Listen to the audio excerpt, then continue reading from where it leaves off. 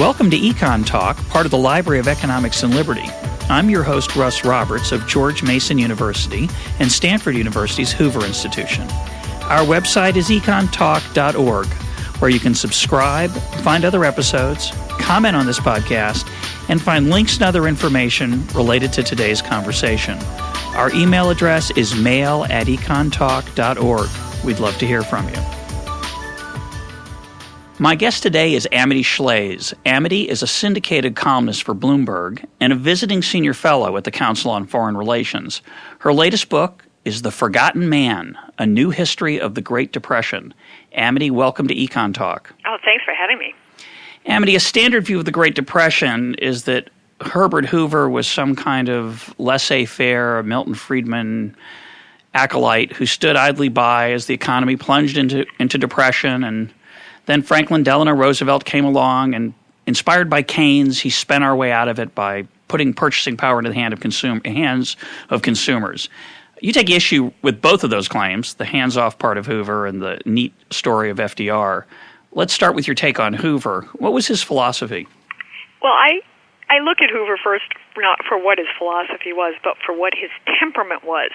He had free market elements to his philosophy. He came out of the world of markets. He was enormously successful. He was like a Bill Gates of his day because he had the luck and the talent in the area that was growing the fastest, mining at that time. If you were a gold miner in those days, an engineering miner, you were like the best kind of chip inventor today. You were in that area of the economy that was the sweetest. So he was a private sector man who understood the power of the private sector, but his temperament trumped his philosophy, and his temperament was he was a control freak. So he wanted to control things. He was a consultant. That's how he worked. He came in, fixed things as if he worked for McKinsey, and then stepped out. And when the crash happened, he tried to control it and did a lot of wrong things. One of the ones that I was surprised to discover, Russ, when I went through it, was he called business together and said, don't lay off people, which we think of as a Keynesian thing to do. What he was saying is keep people employed so they have money, so they can buy things, so the economy can come back. But that's very hard on the business side of it, because the first thing you want to do when you're in a recession is cut costs. And rather than lay off people, the other choice is to shut down. And indeed, that did happen because of Hoover's action there. And he used a lot of moral suasion. The bully pulpit, he said, a good man will not lay off people. That's a very strong thing to say in a country. And the second very bad thing he did was not take seriously the importance of international trade and free trade and sign off on a bad tariff, the Smoot-Hawley Tariff Act, even though economists from all over the country wrote him letters saying, you will hurt our economy if you sign this. His party was more or less for tariffs. It was in their platform.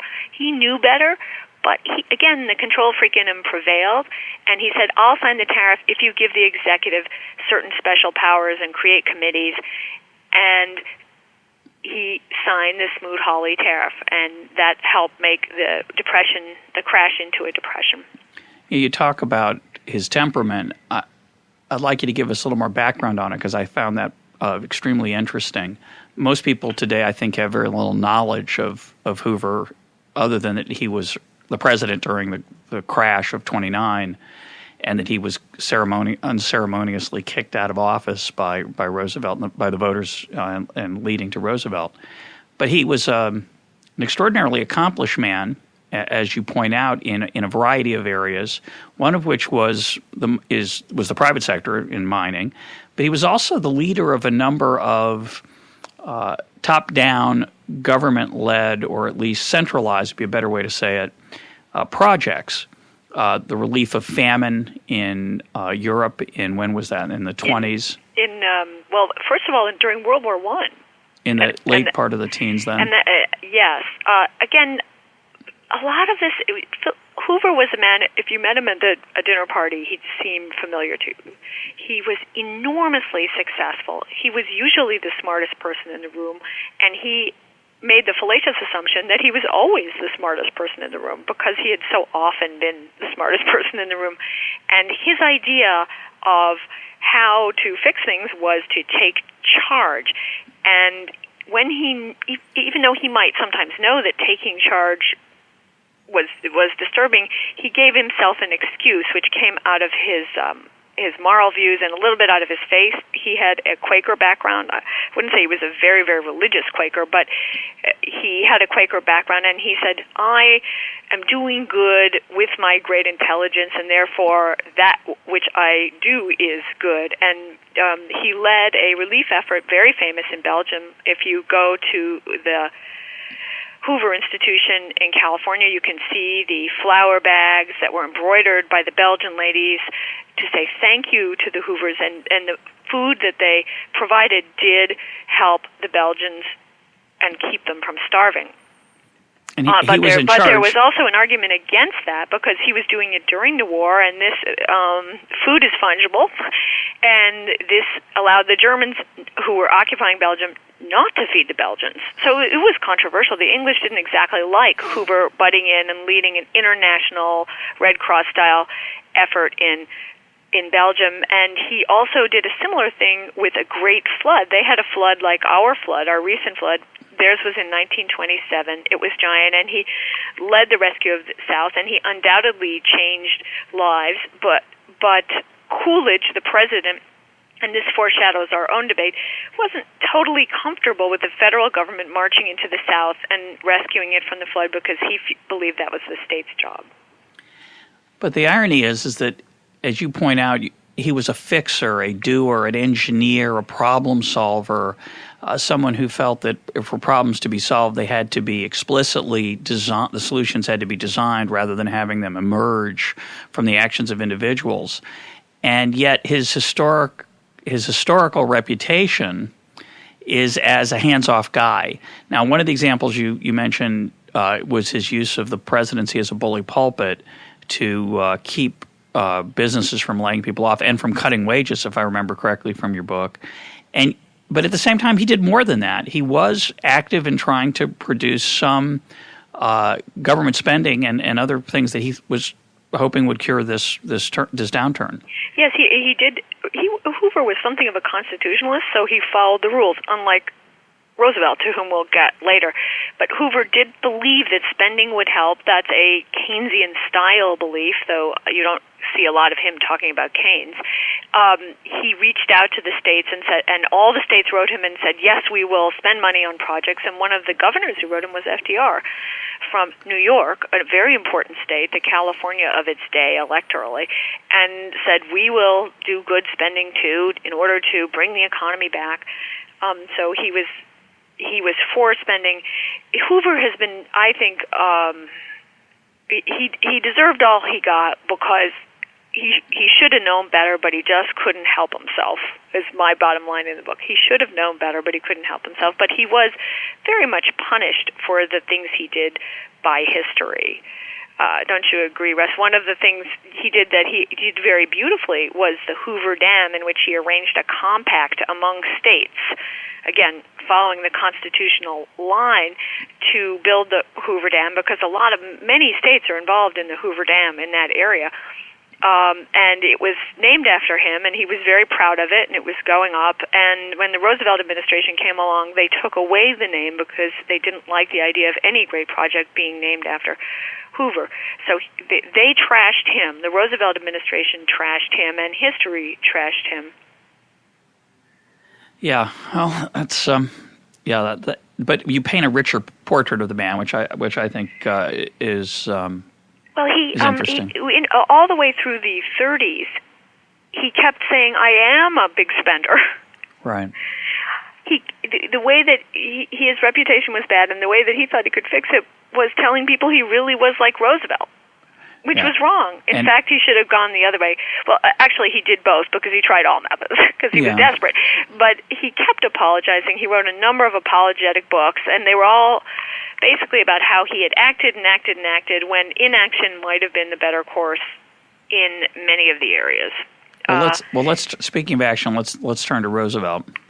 Again, I think the stereotypical view, the cliched view that some people have of Roosevelt in the 30s was that by his taking hold of the tiller of the economy, as if there were such a thing.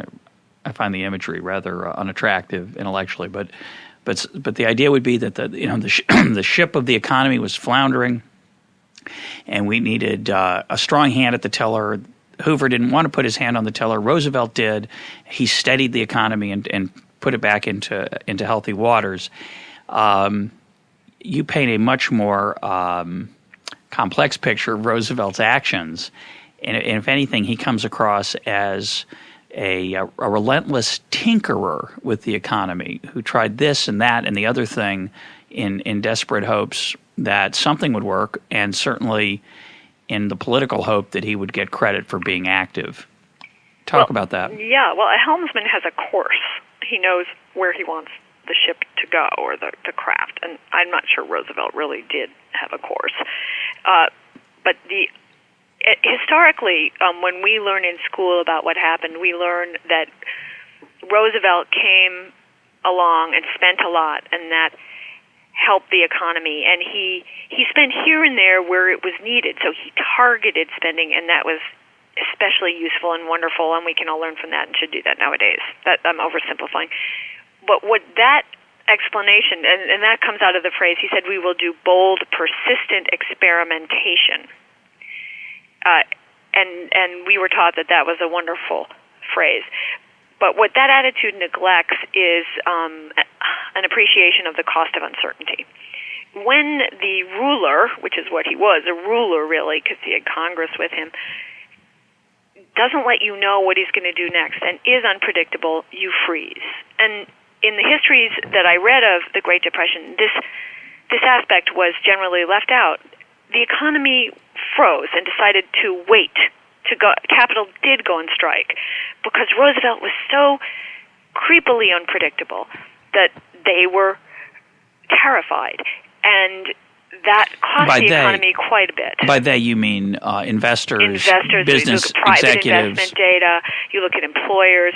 They were terrified that along would come a new rule that would change the old rule, and it's not only that the Roosevelt administration's projects were bad, some were good, many were bad, but also that he kept changing course and not heading in any special direction. One of his favorite advisors, a man whom I came to love in writing this book, was called Ray Moley. And Ray Moley was an expert in prisons and criminal law and reform, and he was sort of like a Tocqueville, very wise.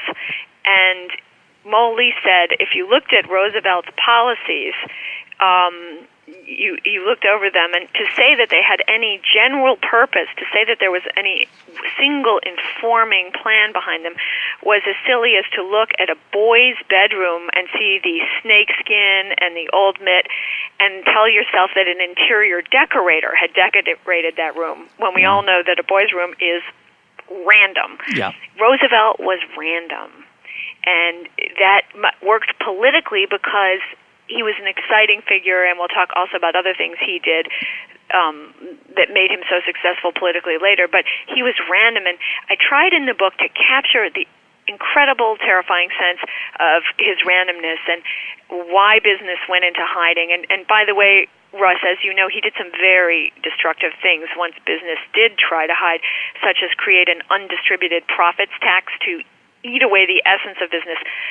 That's like a wealth tax. Well, let's talk about that. The claim was that the money needed to be put, quote, back into the economy. So the idea was that if companies kept their profits somehow, that was stunting growth, and this was to force them to turn the money over to the government, who would spend it. Is that an accurate? That is correct, but it also takes away their ability to invest. Well, and discourages the incentive to invest, too. It discourages the incentive to invest. Maybe they wanted to invest in long-term things. And, of course, when Roosevelt did that, he would alternately be pro-business, work with business in an almost Italian way, let's all work together, and then he would be anti-big business and pro-small business. He was living at a time with Justice Brandeis in the court, and Louis Brandeis wrote a book called The Curse of Bigness, and he didn't like laws that were about bigness. He rejected one of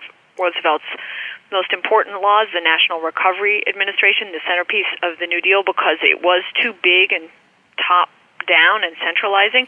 So Roosevelt would go back and forth depending on what he felt Brandeis and the others would approve, and depending on what seemed popular.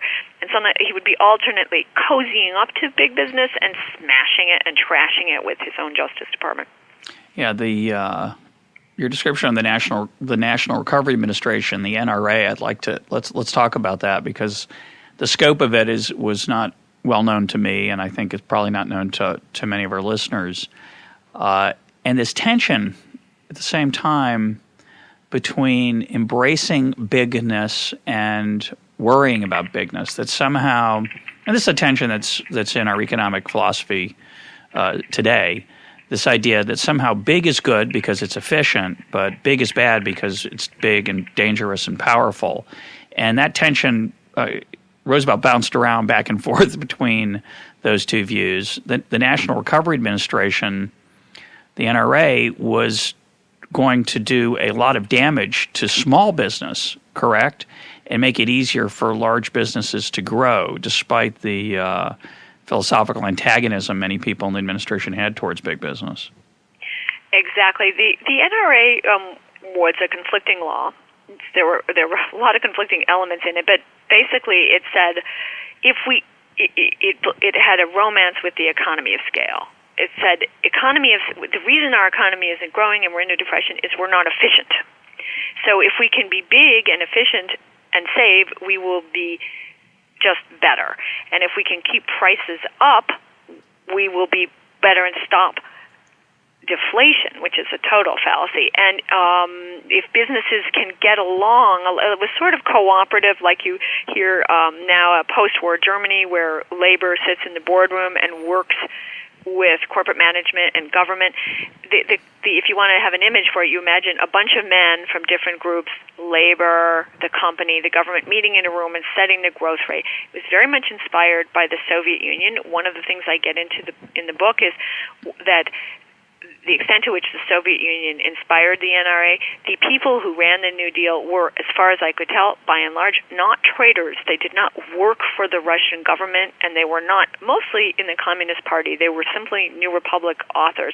But they were influenced by the Soviet Union. They thought it was exciting and good, and they ought to try it in the U.S., and the NRA was the biggest embodiment of that. So I think the best way to do it, but the result was perverse because there were too many rules, and it was in every area of the economy, Russ, from sewing to tailoring to chicken slaughter, what I get into in the book. Every area of the economy was addressed by codes and rules with false premises. And there's a poem by Ogden Nash that I'll read aloud, at least part of it, that captures it. He wrote, "Mumbledy-pumbledy, my red cow, she's cooperating now. At first she didn't understand that milk production must be planned. She didn't understand at first. She either had to plan or burst. But now the government reports she's giving pints instead of quarts." Yeah, oops. It's a wonderful bit of doggerel from Mr. Nash. It's wonderful, and and he. Abracadabra, thus we learn. The more you create, the less you earn. Wonderful poem. So that was what happened. There were so many rules, people went crazy. And people were put in jail. People were put in jail. There were criminal teeth to these things. And I focus in the book on one family. They were called the Schechters. They lived in Brooklyn. They were kosher butchers. And when I went to look at it, I knew this was a famous case, Schechter Poultry v. NRA, Schechter Poultry versus the U.S. They were charged with breaking the NRA rules, and maybe they had to go to prison. There were many, many charges against them. And they were convicted in the first instance, and they fought back. They barely spoke English. Their lawyer went to Brooklyn College, and he was up against Harvard lawyers from the Justice Department. And they were just a small family business. The thing I found most striking about that part of the book and that story, which is so remarkable, is it's a family business. It's run in some modernish sense, that there were books, there were accounts, but they were picked out to be an example. I could say plucked. They were plucked to be an example of how business, especially small business, had to get in line and conform with these regulations that were going to basically cover every single bit of the economy.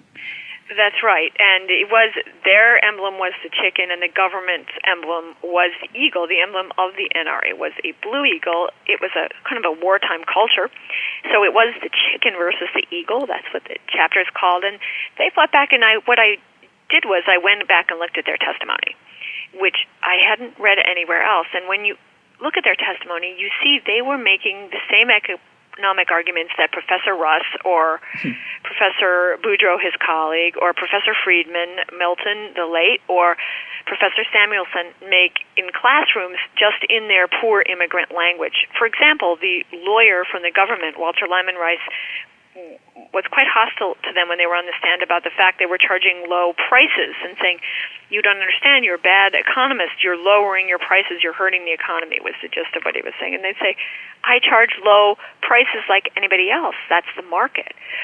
Or the lawyers would berate the little Schecters, and they were small, and say, you're not very educated, are you? You're not an agricultural economist. And the Schecters, who were immigrants, would say, oh, no, I don't have college. I don't have, the quote was, I don't have school. One of their friends said, not much school.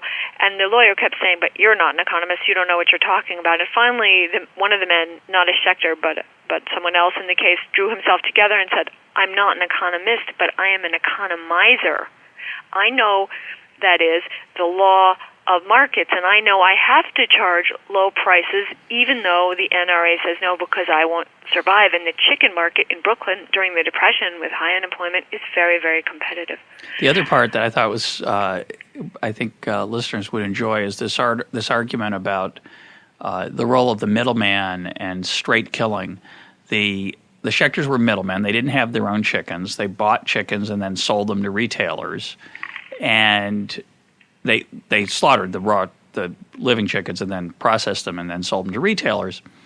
And part of the NRA was to rule out what was called straight killing, which was, or to allow, I forget the terminology, but the idea was that consumers could not, in this case the retailers, could not pick out their own chickens from a batch. They just had to take the first ones that came to hand. And, I mean, it's such a horrible, grotesque argument.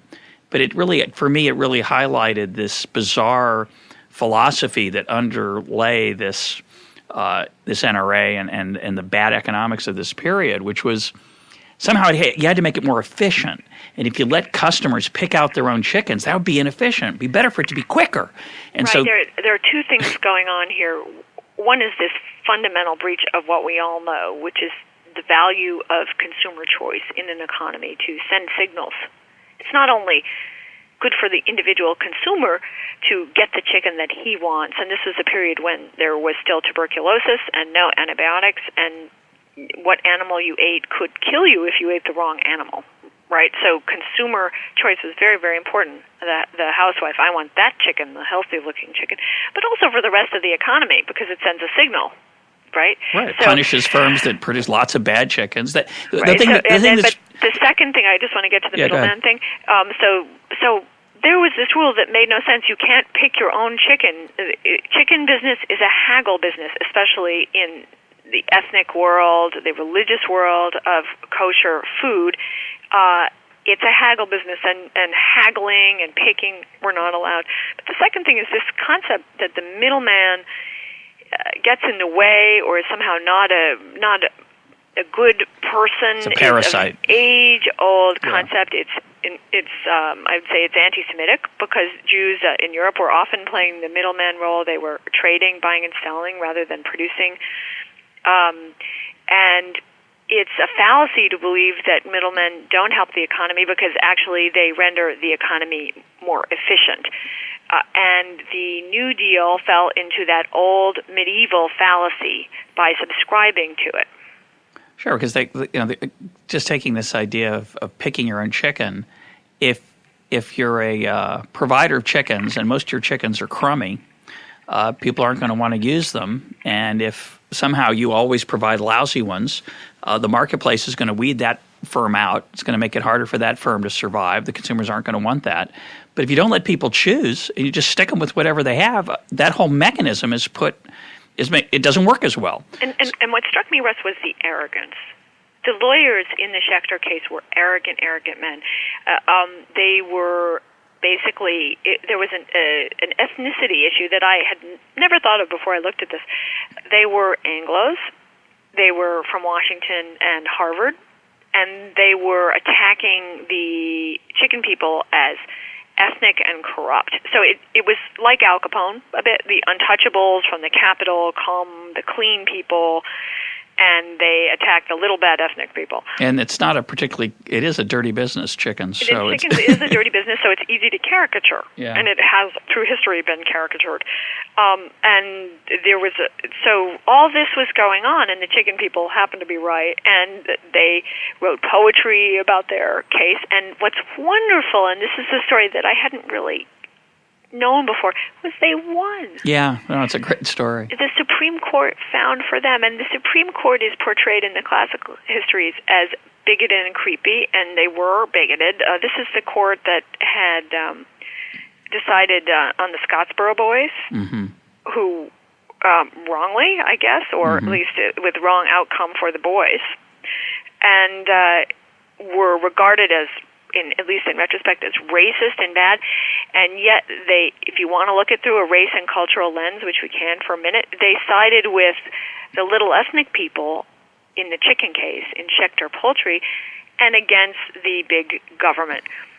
They had, of course, jurisprudential reasons for doing that.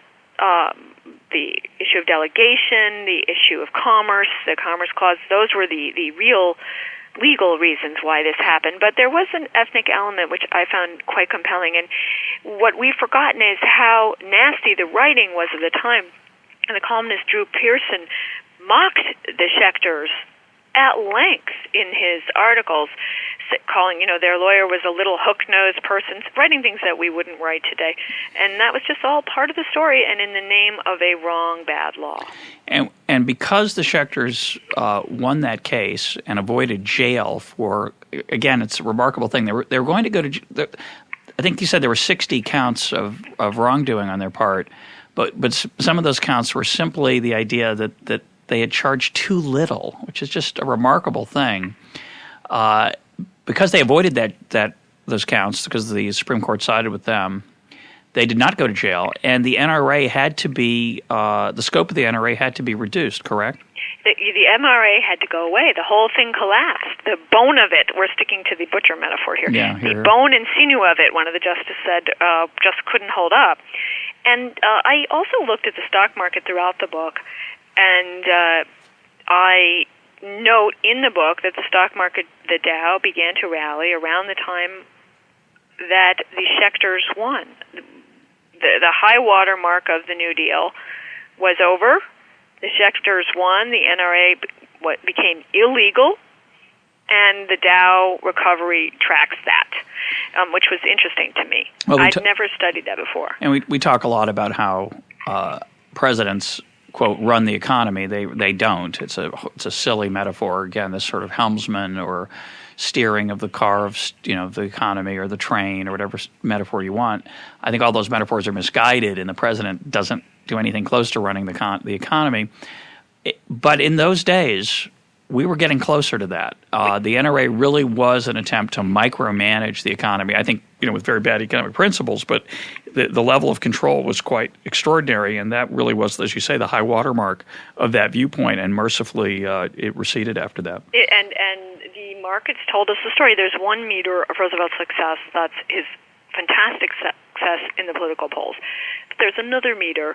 That's the unemployment level, which was 2 in 10 frequently through this period. 2 in 10, 20%. 20%.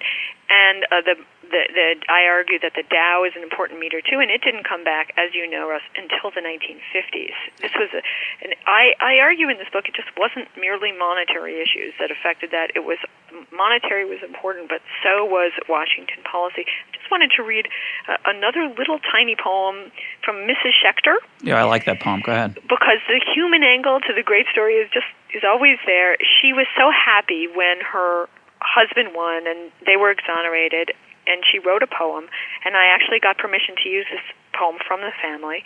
No more excuses to hide our disgrace. With pride and satisfaction I'm showing my face. For a long, long time to be kept in suspense, sarcastic remarks made at our expense. I'm through with that experience, I hope, for all my life, and proud again to be Joseph Schechter's wife. Where'd you find that poem? I found that poem in the newspaper, but I actually went and got permission from Glenn Asner, who is a descendant of the family, and he reached out to, I think, one of the daughters, because I didn't want to reprint it without their permission. The Schechters looked a little bit at my telling of their story, Glenn did, to see if it felt accurate, which I thought was important because it hasn't been much written about before, and yet there's a book called Gideon's Trumpet. It's very, very important to American liberals and to many of us about Miranda. Mm-hmm. Anthony Lewis, right? Yes, Anthony Lewis. It's about having your rights read to you when you are arrested. And that book just means a lot to generations and generations of people. That was the lawsuit, the Gideon case. Well, this is a Gideon case, the Schechter case. It is our lawsuit. It is the lawsuit that stopped the NRA. It stopped big government. It set back the New Deal. The New Deal never recovered. And I believe it's very, very important to us. Well, it stopped big government at a certain dimension. Any worry that we were heading towards some form of National Socialism or on the right or 5-year Soviet-style plans on the left, it took the hand of that off that tiller to a large extent. Of course, it was not literally the end of big government, at least measured in terms of spending or regulation, but it did mark the death knell of that level of control, which is all to the good. There were components of the NRA that were passed as new laws, such as the Wagner Act had the labor component, and there was Act about hours and standards, right? Later in the New Deal, so Fair Labor Standards Act, yeah. Right. So minimum wage was passed. So we lost a lot of the ground gained in Schechter. Still, I think in terms of common sense, it was a recognition that I want to mark anyway. Yeah, no, I agree. The other thing I think that it illustrates, again, for listeners who don't have a historical perspective, is the remarkably low level of economic reasoning that was in the debates of the day. Sometimes it's easy to get depressed about the level of economic understanding in America, and it's even easier to get depressed about the level of economic understanding that politicians at least speak about. But one thing that comes through in the book is how depressingly bad the level of economic understanding was at the time. And it cuts across so many dimensions. The most famous one, of course, is the role of money and the money supply that Friedman and his co-author Anna Schwartz talk about in the Monetary History of the United States. And we have a nice podcast with Milton about that work and its impact on the world. But one of the things we have to think about when you're thinking about those times is how little understood the Federal Reserve was. It was relatively new. I think it was created, 1913? It's relatively new. Its role was not well understood, not just by the average person, not just by investors, but by the people in charge of the board of the Federal Reserve itself. And so that is one level of economic ignorance. That's sort of what you'd call the macro level, macroeconomics. Then you have this extraordinary, weird understanding of microeconomics. The ideas of the idea that you can make the economy better by, say, killing pigs, driving up the price of pig and pork, and thereby making people richer. Well, it made farmers richer and it made consumers poorer.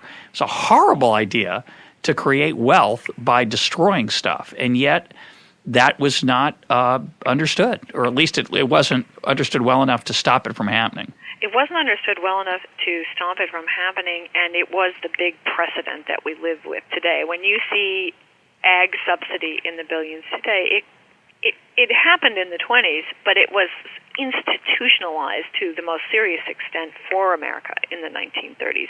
And they did kill pigs. They killed 6 million pigs before they grew up in order to drive up pig, pork price at a time when people were starving. And the outcry was, at the time, very loud. I would differ with you a little. I believe the understanding of people in government about economics was poor, and the rules in government were poor, but there was a lot of native understanding among the people that was usually good, certainly on the micro side.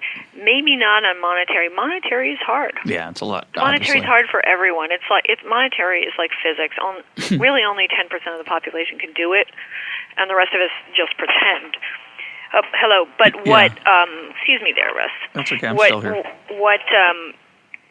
Did you want me to speak a bit about the monetary? No, not particularly. I like your point about the economic ignorance being maybe not as widespread, at least among the general public. But I felt like in reading the book that the level of debate about certain economic reforms or certain economic ideas, that today a lot of those ideas would have trouble surviving because they're so absurd. I think there's a better understanding. There's certainly a better understanding of monetary policy by economists. I think there's even a better understanding of how markets work by the general public that would stop some of those absurd ideas from being policy, but maybe not. Well, I think so, but although you wonder nowadays about protectionism. Yeah, it's always an you appeal wonder there. about that. There was an economist at the time who understood that it was a monetary problem, that there wasn't enough money, literally, and that was Irving Fisher. Yeah, who's the father of modern monetarism, and extraordinarily important figure in the history of economic thought. He made indices as well. Price indexes. Yeah. He knew that if you want to put it in kindergarten language, which is the level that most of us operate at anyway, there wasn't enough money. And because of their affection for the gold standard, and they had a mismanaged gold standard, by the way, they didn't want to make more money, and they didn't really know how to, and they didn't have the right Fed law yet because the modern Fed law was passed in the 30s. So around the time of the crash, they didn't have the system set up right. They just didn't know how to handle it. So even had they wanted to, it would have been harder. They just weren't really aware of how to do open market operations to buy and sell bonds to make or extinguish money. So Fisher saw all this. He was a professor at Yale, but he was also a bull. And he was someone who was a very big 20s bull. And when By a bull, you mean an optimist about the future. He believed the stock market should go up and up. And when the market crashed, he became the emblem of wrong judgment. So people said, Irving Fisher, what a joke. He said the market could go higher. And he did indeed lose money that he invested, so he became a ridiculous figure. But the truth is, he was right. There wasn't enough money. And in the book, I talk about how he tried to talk to all the presidents. He went to see Hoover. He went to see Roosevelt. He went to see Wilkie when he thought Wendell Wilkie would become president, and tell them his story about how there wasn't enough money and there was deflation, and there needed to be more money. And he was basically a prophet who was mostly right about this. And again, character played a role too here. He was kind of an up and down person, maybe, I don't want to speculate, but maybe manic, a little bit crazy, but crazy with genius. And he seemed like a nut, but he wasn't a nut. He was mostly right. Yeah, no, he's a really smart guy. On this issue. So I tried to capture some of that. And he wrote to his son and to his wife, and his son wrote about those letters, trying to see the president. And he was at first very pleased with Roosevelt because he thought Roosevelt understood there needed to be more money and would try to create it. And Roosevelt did, in a very primitive way, try to create more money. But the way that he did it rightly disappointed Fisher because Roosevelt did it by pouring effectively thimblefuls of water into the ocean in the hope of making the level go up. He didn't do it a very efficient way, and he gave up fast. And the problem of deflation, and it's as you say, it's a complex topic, but I think the easiest way to understand it for our listeners is that if prices are falling or rising, that's not so important. What's important is whether people expect them to rise or fall and have taken that rise and fall into account in how they write their contracts, especially with respect to borrowing and lending. And if you haven't done that, if you didn't expect prices to rise or you didn't expect prices to fall, contracts over time then become very painful because a house that you bought that you thought was going to be worth enough money that you could borrow against it or use it as a form of collateral suddenly becomes difficult because fulfilling that promise to pay off that mortgage becomes difficult because wages are falling, because prices are falling. It's always bad to be a borrower in a deflation. And it's bad to be a lender at a time of inflation, but in a world where there's debt and prices are falling, it's a very alien world to us in 2007. We have no experience of it. But in the old days, before the Fed was active, that problem had to work itself out fairly painfully, and in this case, it worked itself out very tragically for people who owned homes that they had borrowed against farmers and others, and that did have a very destructive. They lost their homes. Yeah, a very destructive effect. Sometimes as many as 3 in 10 or 4 in 10 in some towns. Actually, Ben Bernanke, the Fed chairman, has written about this himself. What I was going to say is it also helps us to understand our grandparents' personalities. The deflation punished risk takers, people who were leveraged. Right. If you were leveraged, you looked like a complete fool and you lost everything. If you were parsimonious in a deflation, and maybe even a lender, you were rewarded, and quite well, because so many other people were unemployed, you could hire them very cheaply. So that was the character that was the good character when our grandparents were growing up, being adults, or our parents, or our great-grandparents. And we still, when we see our grandparents today, or our parents, or our great-grandparents, depending who we are, saving rubber bands, right, or buying savings bonds with low rates of interest, that all comes out of the Depression. Yeah, no, it's a very interesting cultural side to the Depression. Let's turn to that for a minute. My parents were born in 1930 and 1932, respectively, and they were definitely affected by that experience growing up in that world. It did make them much more conservative economically, financially. It made them much less eager to take risk. It made them much more careful with their spending than I think I am or my children will be because of that very traumatic experience. But you tell some wonderful examples in the book of the cultural impact of the Depression and try to give us a richer picture, I think, than the one that most of us have. Talk about that. Well, we tend to think of that period as a period where government became important in our lives, but I also looked at some people who demonstrate that period was the period of turning inward and becoming strong without government. One of the big heroes of the period for me is Bill W., the founder of Alcoholics Anonymous, AA. He was actually a Wall Street person. He drank his way around Wall Street. I'm in Brooklyn now. He lay on the cobblestone streets of my neighborhood drunk, as a Wall Street, sort of a proto-stock analyst. He was a miserable figure, didn't know where he was going, lost his money, and so on. And then, as people know, he created the modern self-help group to address his problem, in that instance, alcoholism, the meeting where there's no clergyman leading it, because historically clergymen lead help situations, right? People go to the priest or the rabbi or the minister. He created this new thing, which was quasi-religious, but it was citizens helping one another in a community, a network of people, the AA group.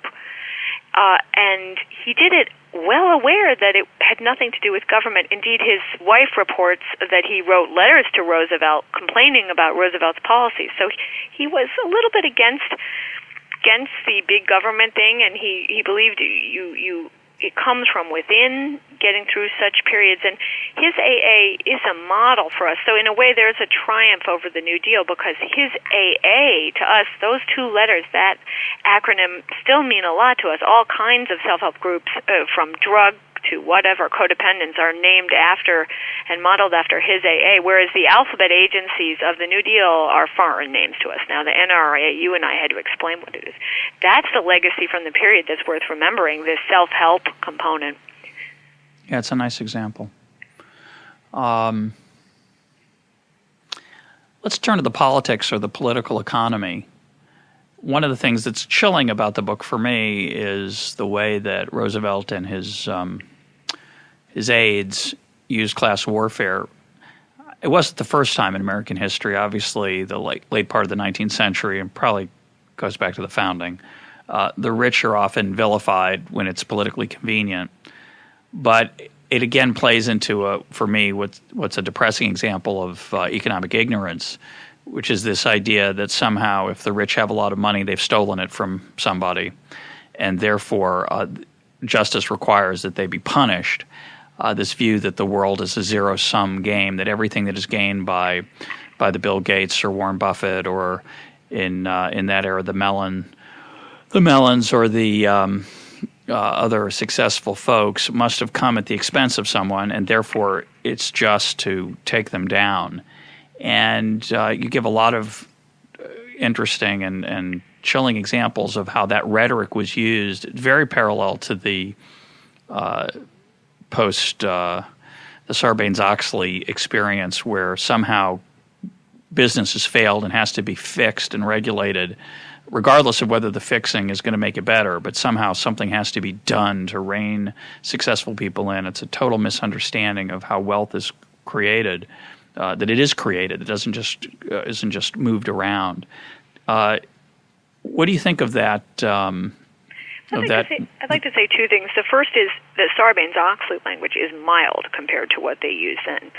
And the reason that is so, and indeed the reason I could write this book, is we learned, you and I, Russ, in our experience in our age, learned that markets are generally good in the 70s, 80s, and 90s. Well, not so much the 70s, well, sort of.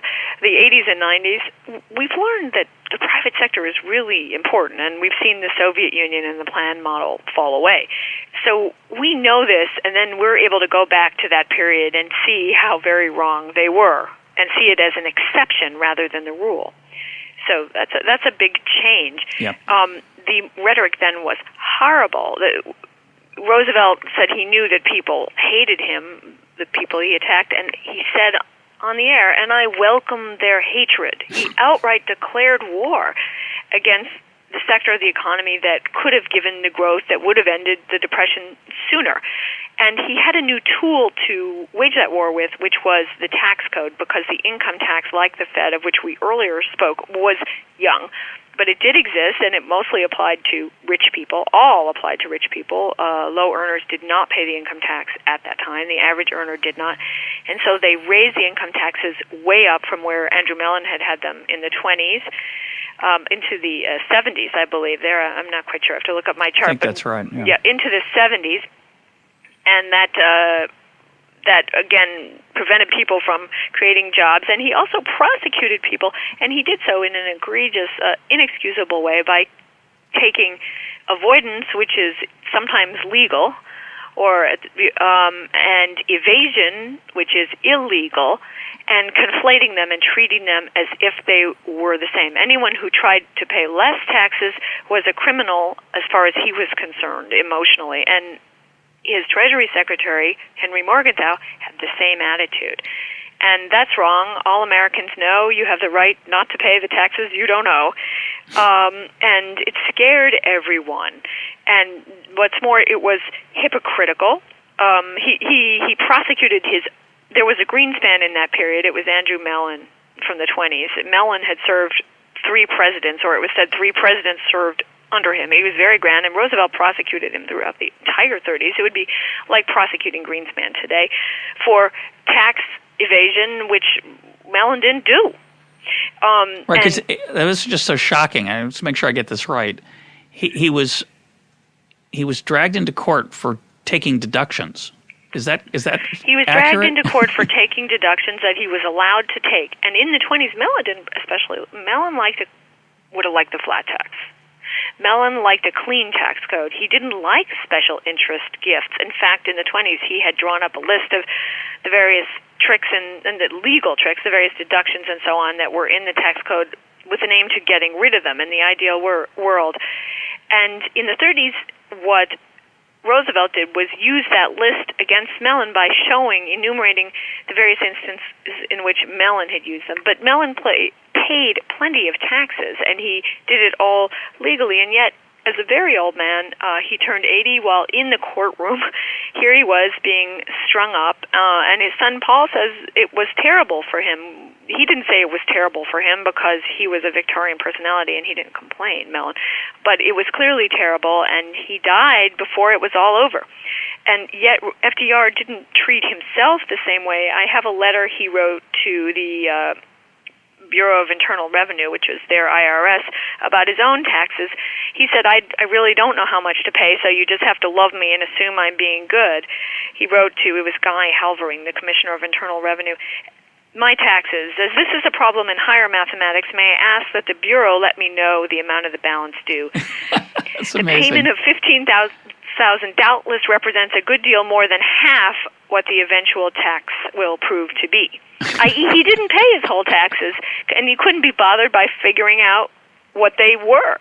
Well, and of course, we live in a world today where if you give your situation over to the IRS, the amount you actually owe it has a somewhat random component, since the tax code is so complex that different IRS agents will figure your tax differently, is my understanding. They've done a number of experiments that way.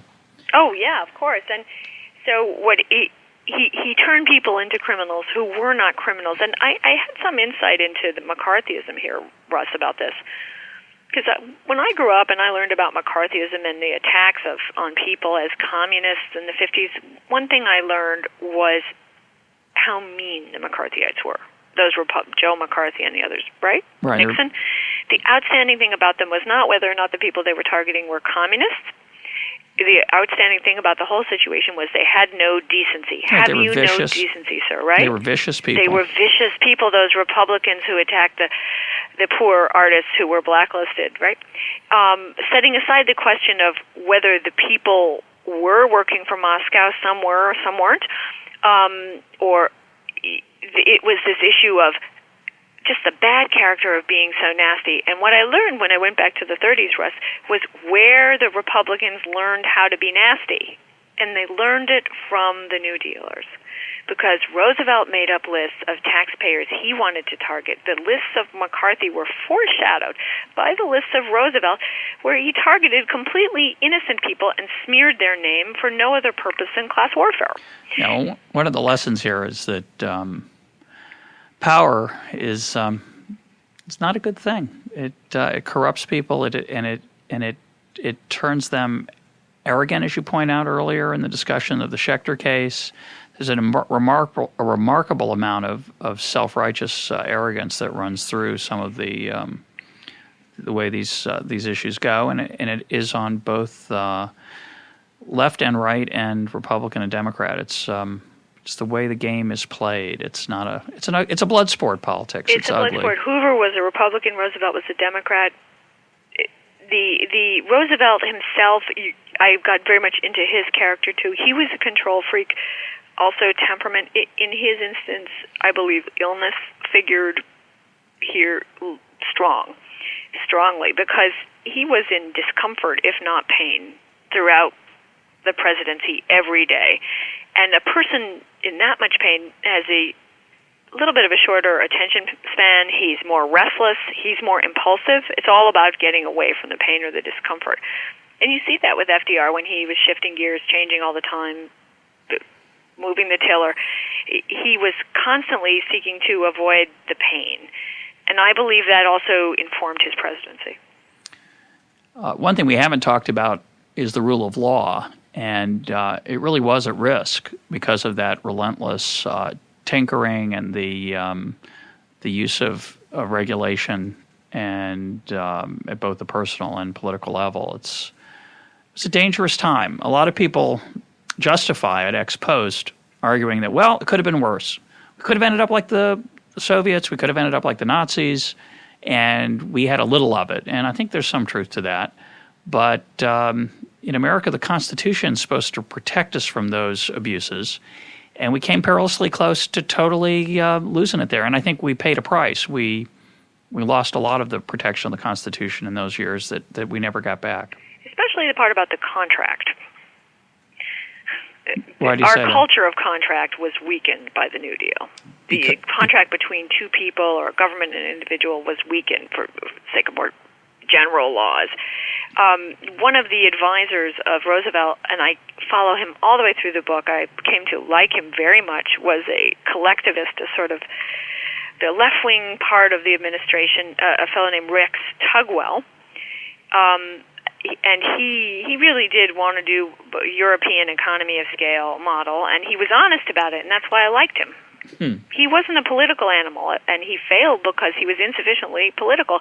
He believed in collectivism or the economy of scale very, very much, and he wanted big control things, and he wanted it, and I describe all the things he was for in the book, and it's very controversial. But after he left the administration, in part because he was too left-wing, he was more or less thrown out, he decided his big project was to rewrite the Constitution. Lucky and that's about where a lot of them came out. The Constitution is too old, it's bad, it needs to be rewritten. We need to change it. That's really what Roosevelt was saying after Schechter, when he deplored Schechter, and said that Schechter set the country back to the horse and buggy age. He said modern means change, including to the Constitution, or at the very least, we need to have expansive reinterpretation of the Constitution. Well, I have to mention, it's one of my favorite things about living in the D.C. area is if you go down to the Jefferson Memorial, which is a thing a lot of people have done, and there's nice quotes on the walls. And one of the quotes, though, which is not particularly Jeffersonian in my mind, is about how important it is to be flexible and how we need government to be flexible. And the Constitution, I don't think it's mentioned explicitly, but it's about how we need, our political system needs to be flexible. And it was built during the Roosevelt administrations, and I always felt that was Roosevelt's way of trying to justify some of the flexibility he wishes were there that I don't think Jefferson would have been so excited about. Well, I don't know about I think Jefferson is. These days, people are debating a lot about what Lincoln meant and did. Yeah, Jefferson's another one. There are many Jeffersons. Some kind of Democrats claim him for something. Some kind of Republicans complain him for. So he's a wonderful topic to debate. Yeah. Well, we're getting low on time. I want to mention one other thing that you don't get into in the book that I'd like your thoughts on, because I'm sure you've looked into it. I started this discussion with a sort of stereotypical view of the Depression, that Hoover did nothing. As a result, the economy plunged into disaster. And fortunately, Roosevelt came along, understood that government had to fix it, and he did. There's been a revision of that over the last, I'd say, 10 or 15 years in the public mind. Now there's a view, the new stereotype is often described this way. Well, Roosevelt tried really hard. He wasn't very successful. The New Deal didn't end the Depression. And as you point out in the book, in the late 30s, we had a huge downturn again. There was some progress in the economy in the early part of the Roosevelt years, but then in 37, 38, we had another major recession, and unemployment soared again. So the revisionist view is, Roosevelt meant well. He wasn't successful. The war ended the Depression. But as Bob Higgs has pointed out, economic historian, and we'll put his paper up on the website, some of his papers, maybe the war didn't end it either. That this atmosphere of uncertainty that Roosevelt created through this relentless reform and tinkering and trying this and that really made it much harder for the economy to recover from the downturn. Maybe the war didn't end it either. And I want to say that Bob Higgs' work was very important to me in writing this book. And if you want to know about the cost of uncertainty, one important place to go is to Bob Higgs. Secondly, I'd say the salient question is not did the war end the Depression or not, but why did the Depression last so long? Our forerunners, Russ, have looked at how the economy recovered a bit late, around chicken time and so on, or mid-30s, but it did not come back. Recovery is sort of a misleading word. It did not come back, GDP, until late in the 30s. The economy was not where it had been, and the market didn't come back till the 50s. So it's a very, very profound thing. Yeah, your book ends in 1940 with the election of 1940, though. So you don't get into that, but it's bizarre how this one event looms so large in our economic and political mythology. We'd had many serious recessions before that we would call depressions. The 1894 was one, for example, but they were always relatively short-lived. The persistence of the Great Depression changed economics and politics in America forever, and we still live with its legacy in so many ways. Oh, absolutely. I just came across a sentence that is Roosevelt at his most aggressive, and I wanted to read it. It's from his second inaugural. He said... This would be 1936. 37. Having won in 36, taken all but 2 states, 46 of 48 states, we are beginning to wipe out the line that divides the practical from the ideal, and in so doing we are fashioning an instrument of unimagined power for the establishment of a morally better world. Hard to hear. Even Al Gore wouldn't talk like that today. It's pretty confident. Pretty confident, right? Whoa. And, of course, one of the things you talk about in the book is the creation of the Social Security Administration, which was 1936, if I remember correctly. Well, they passed the law in 36. In 35. 35? Oh. I thought it was 36, but the first checks don't go out until I think 1940. Well, people don't start paying into it either for a while. And the amounts, of course, are very, very small, both on the tax and the benefit side. There's a nice line in the book about how the taxes are never going to go up. They're never going to be higher than a certain amount. I can't remember the amount, but of course, it's a bizarre example today. But that's just one example of the literal legacy of the New Deal. Obviously, the Social Security Administration and the Social Security tax, and unfortunately, the commingling of the ideas that the payroll tax as as funding your account. That whole myth started with Roosevelt, and it hampers us to this day in reforming the tax system and in dealing with the baby boom. It's just one more challenge we'll be facing over the next few years. Yeah, well, absolutely. The New Dealers had a lot of fun, and many authors, including my friend Jonathan Alter, have written about how we need to have that kind of fun and really be aggressive about rewriting politics. But what I argue in this book is their fun precluded ours. If you look at the range of political candidates now, even over on the right, Mitt Romney is not calling for the kind of reform that would actually assure that the U.S. economy stays strong and competitive over the coming generation. They don't dare. No, and that comes out of the New Deal. Yeah, that's true. It also, I always like to make a plug for economic education. I think if people understood economics better, we'd have better economic policies, as my colleague Brian Kaplan writes about in his latest book. So I think if there's hope, but it's you're right. Our what is acceptable and what is on the table and what is off the table is very much a product of the New Deal's political struggles and their aftermath.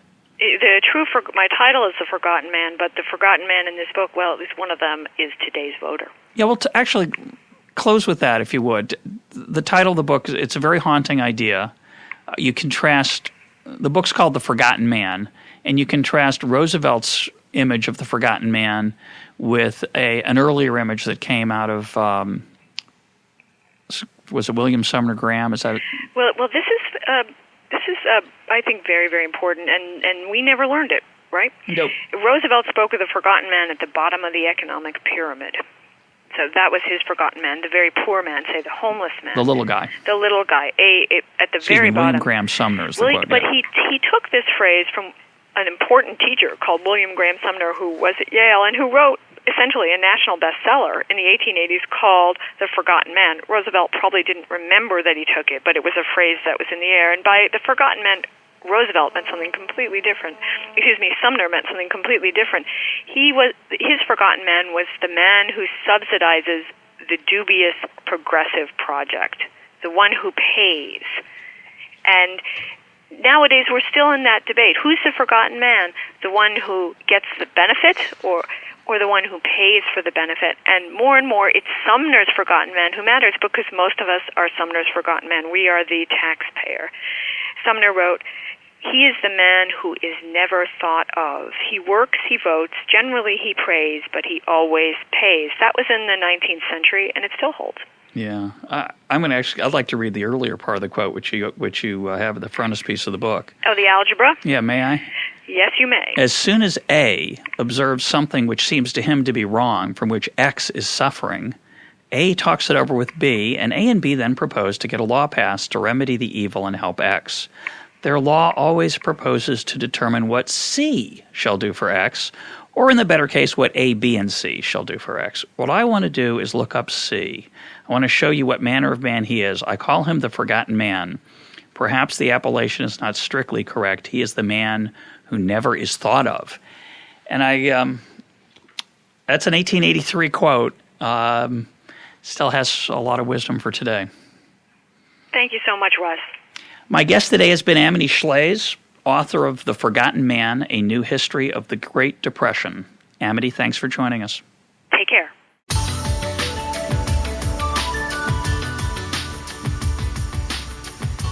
This is EconTalk, part of the Library of Economics and Liberty. For more EconTalk, go to econtalk.org, where you can also comment on today's podcast and find links and readings related to today's conversation.